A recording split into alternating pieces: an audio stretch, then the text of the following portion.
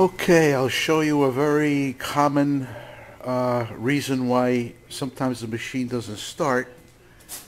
Here you have a blower, and she's a no start. Now to start it, obviously, you give it a little throttle. First you turn the ignition on, you give it a little throttle, and then you got to move the choke lever. You have to put the choke on. This is the little icon there for on. So, and here's your choke plate. This, in a sense, we used to start the go-karts a long time ago. There was no choke plate. You just put your hand over the carburetor throat. You used to have a little stack. And the choke means exactly what it says. You are cutting off the air almost completely, and what you're doing is you're going to give the engine a little squirt of fuel to help it get going when it's cold.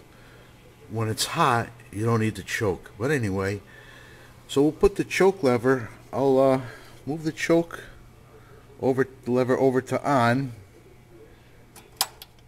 and if you take a close look, you can see that this butterfly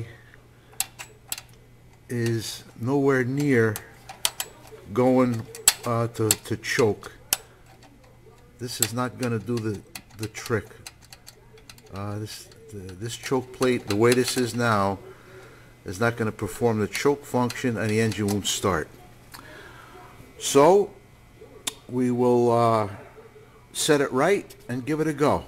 Okay, thanks for watching. Okay, so to take the carburetor off, you got to remove these studs. Here's a little trick. You double nut them. Take two nuts, put them on back to back,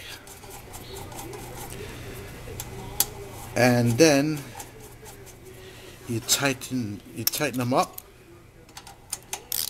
That's a loose, that's a tight, and then you can take the stud off.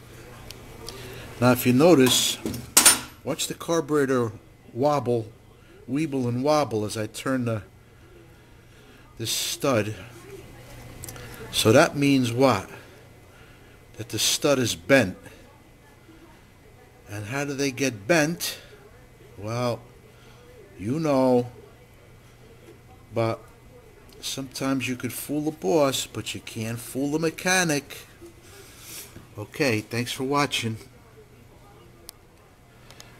Alright, now we'll check the choke.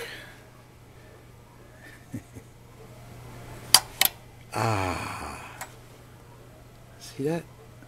Butterfly, she's a closed all the way. Choke plate. That's what you want. Okie dokie. Thanks for watching. Okay, ready for the big test. Give it some throttle. Don't forget the choke. What else? On, off switch. Off, on.